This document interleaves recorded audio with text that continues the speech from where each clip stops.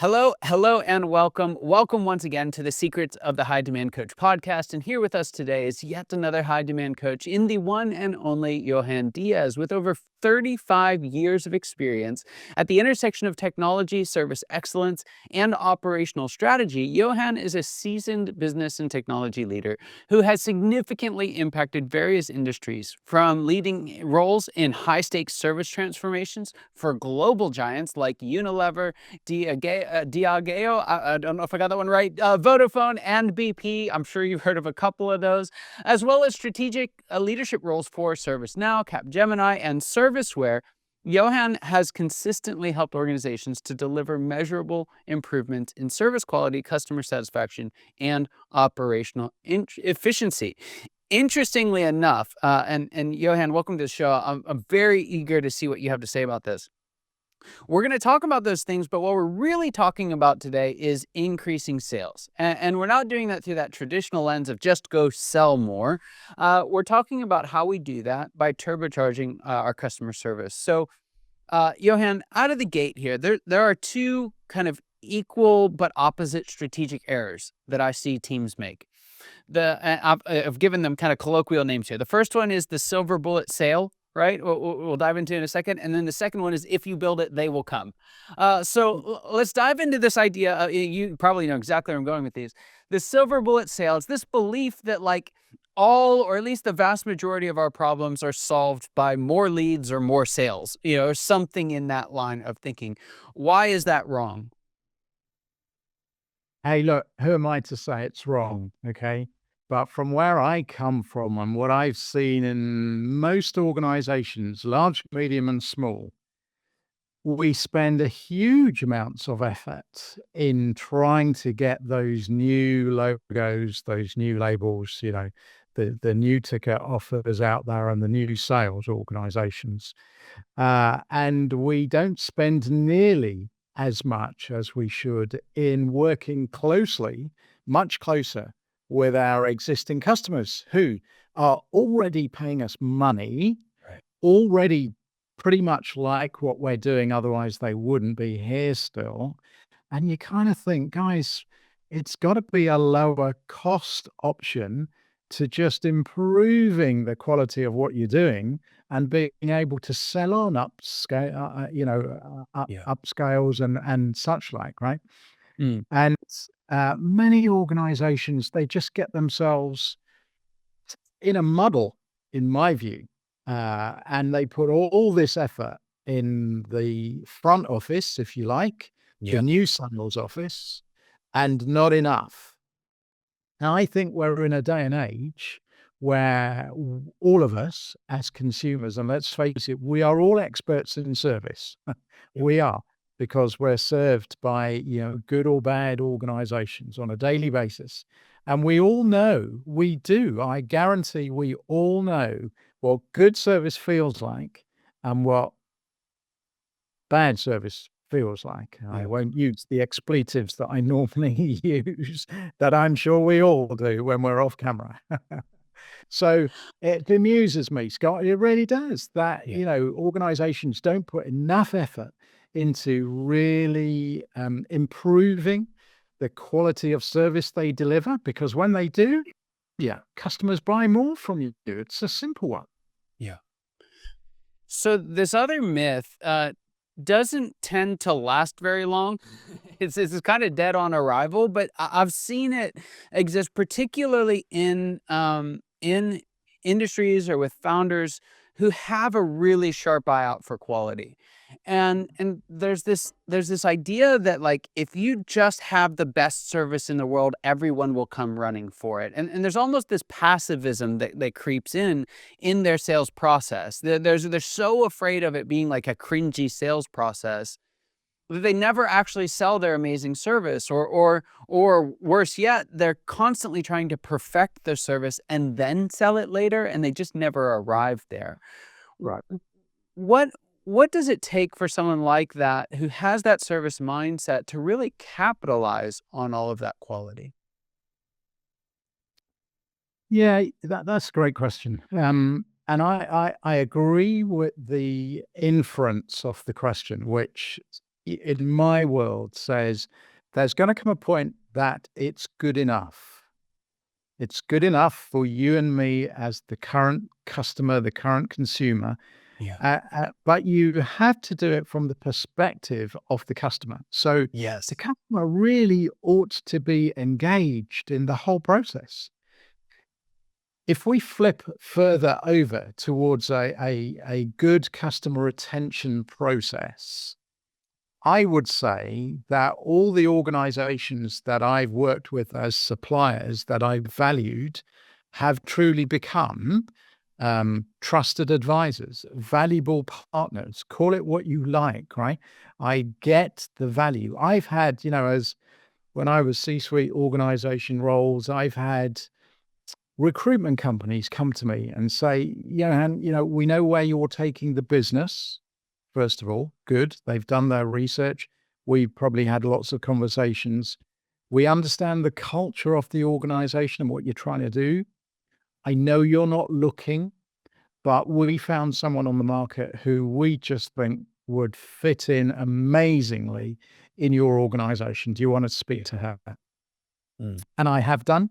And 9 times out of 10, I've gone, you know what? I'm going to make the budget to bring that person in because they are so good. Now, that's outstanding service, right? Because Mm. for me, I can't do it all. We can't do it all. We need our partners to be our eyes and ears on the ground out there for us. And particularly when you're in fast moving environments in the world of tech and such like, you need partners Yeah. who can go, I understand what you're trying to do with your business. You know what? We've got something that we're working on at the moment. It's not there yet. Do you think we could pull you in to help us actually guide it, to Yeah. bring it to market so that it's something that you've helped architect? How great would that be, right? So the quality of service, absolutely.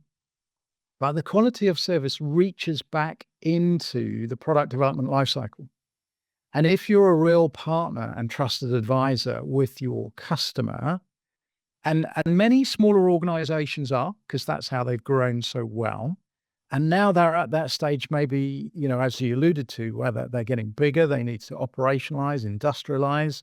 Mm. What they mustn't forget is partnering with their customer, because then the quality aspect naturally gets delivered because it comes through in the product and then how the customer's using the product, and then you're up and running. And then you simply have the conversation which says, so Scott, tell me, over the last year, what value have you received, have you gained from using my product?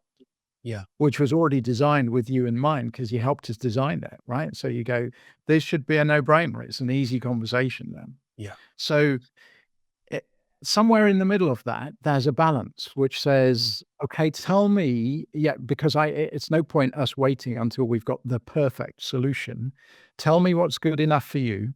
It will give you Yeah. enough value to get up and running. And I'll give you, in an organizational speak, I might say, I'd give you the minimum or viable product.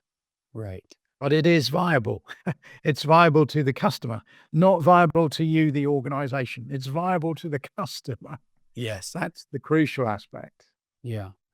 I love that, and it's something I tell all the time. One of the big themes when I'm coaching folks is, uh, does it deliver consistent value in the eyes of the customer? And I could not agree more. It's so important.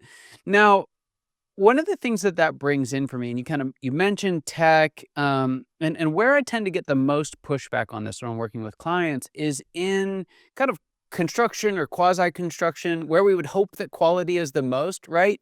But industries, let me put it this way, that are somewhat commoditized, right, or that feel commoditized, and so they're thinking, yeah, we could be the best service company in the world, but they're just going to go for the guy who's 25 cents cheaper.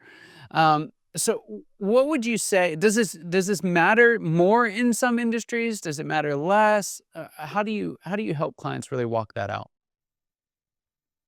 I'd say that's true. It probably matters more in some industries than others. A heavily commoditized industry is always going to be very sensitive to price. Hmm. So hopefully, strategically, the organization has started with that in mind, and therefore its whole product lifecycle is all about essentially bringing a quality product out at the cheapest price, Mm. because that's what makes that market move. Nevertheless, there still has to be somewhere the room for client relationship. Whether you're in a B2B or B2C, uh, people are people. We do business with people that we like generally, whether that's in a highly distributed sales model or anything different to that, or the other extreme. Mm. So it does depend on your market, and the more commoditized your product, I think the less opportunity you have to differentiate around service. Now, I would say, so what you then can do is differentiate around what we often call customer success. How is the customer using the product?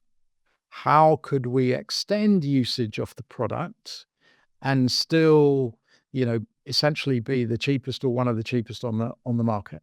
Right. Uh, but that's a volume game. You're now in a very different world, which is the big manufacturing organizations, as you say, the big construction organizations and so on. Yeah. Um, but even there, these days, the drive is towards delivering personalized product and service. So the game is on as to how efficiently can the organization then gear itself up to doing that. Yeah. So you mentioned earlier this idea of kind of striking the balance. And most of my clients are on either quarterly or annual kind of strategic planning process where a lot of these bigger decisions would have to be made. So in a setting like that, in a strategic planning process, how can you as a team really begin to diagnose whether your sales problem is actually a service problem? So, this is where I go from an organizational perspective. And I say, look, if you stay focused on the fact that it's all about the customer, let me put it that way, um, then you have to ask yourself, have we got enough data coming through at all points of the customer journey so that we become truly informed as to what the customer's thinking at each step along the way? Often, again, I find that organizations don't. They're missing some pretty vital information. These days we can even go down to the sentiment in the customer's voice or a prospective customer's voice, right? And you go, guys, you've been mad not to capture data at all stages of the sales, and then I'd say service lifecycle. The whole customer journey from soup to nuts, from the time they become actually, from the time they even start thinking about engaging with you as a potential supplier through right to the end of that lifetime, you need to be gathering good data. And with that data, you simply feed that now back into the whole product service lifecycle process. And it's generally then insights start to drop out. And it's pretty obvious then at which stage of the journey you either don't have enough data or it's skewed because it's only given to you by the sales team as opposed to the service team or as opposed to the onboarding team or whomever they are, right? Mm. You just need to make sure, and a good product manager would actually do this. They would be able to gather all that data and balance the view internally as to what it's actually showing you. Because each department head has got their own perspective. And that needs to be managed across the organization from the voice of the customer. And again, I go back sometimes to including the customer in some of those conversations. Get them in the room, get them around the table, right?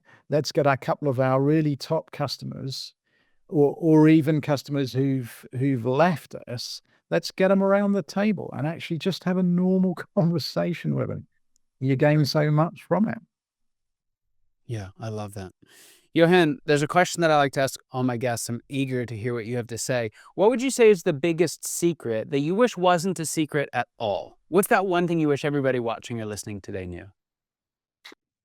Scott, when I'm out there, and anyone who finds me on LinkedIn will see that for many years I have said, it's all about service. And many people go, you mean customer service? I'm like, that's not quite what I said, but yes, it's about the service you deliver to your customer.